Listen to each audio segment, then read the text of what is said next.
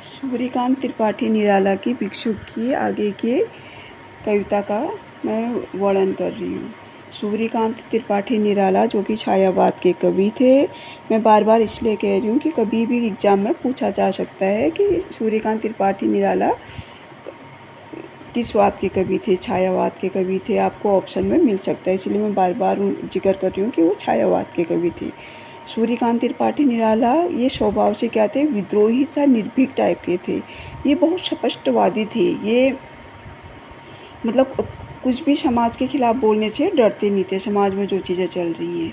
तो उन्होंने भिक्षु के आगे वाली पंक्तियों में बोला है, साथ दो बच्चे भी हैं सदा हाथ फैलाए, बाएं से वे मलते हुए पेट को चलते और दाहिने दया दृष्टि पाने की ओर बढ़ाए।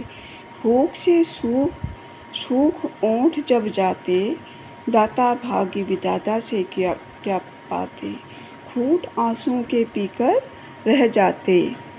कवि भिखारी की स्थिति का वर्णन करते हुए कहते हैं कि भीख के लिए हाथ फैलाए हुए दो बच्चे भी उनके साथ हैं। वे अपने बाएं हाथ से भूखे पेट को मलते हैं तथा दाहिने हाथ को किसी दाता की दया दृष्टि पाने के लिए फैलाए हुए हैं, जबकि लोगों का यह देख के भी दिल नहीं पसीजता है, कोई मदद को आगे नहीं आता है। अर्थात दाहिने हाथ को फैलाकर वे लोगों से भीख मांग रहे हैं। भूख से जब उनके ओंठ सूख जाते हैं तो देने वाले था उनके भाग्य को बनाने वाले से उन्हें क्या मिलता है। भूख से तो वो परेशान है, उनके ओंठ सूख गए हैं, वो अपने पेट को मल रहे हैं, अर्थात कुछ भी नहीं मिलता है।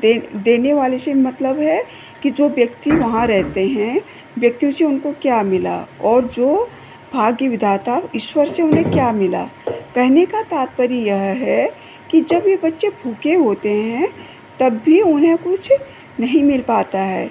यहाँ दाता को भाग्य विधाता इसलिए कहा जाता है क्योंकि भिखारी का भाग्य एक प्रकार से किस पर निर्भर है, दाता पर ही आश्रित है। जब देने वाला उनको कुछ देगा तभी तो वो कुछ खा पाएंगे ना, इसीलिए जो देने वाले हैं उन्हीं को क्या बोला गया है, भाग्य विधाता बोला गया है। भिखारी को उससे कुछ मिले या न मिले, यह किस पर निर्भर करता है, दाता की दया दृष्टि पर निर्भर करता है। इसलिए दाता को ही उसका भाग्य विधाता बताया गया है। बताओ कितनी दयनीय स्थिति होगी। अगर आप लोगों को ये पैराग्राफ समझ में आया हो और अच्छा लगा हो तो प्लीज़ लाइक और कमेंट करना ना भूलिए और मेरे वीडियो को शेयर करिए और सब्सक्राइब करिए। मैं आगे की पंक्तियों को अपने नेक्स्ट वीडियो में बताऊंगी क्योंकि वीडियो काफ़ी लंबा हो जाता है। और अगर आप लोगों को इसके प्रश्न उत्तर चाहिए होंगे तो वो भी आप कमेंट बॉक्स पे दीजिए, मैं इसके प्रश्न उत्तर भी आपको दूंगी।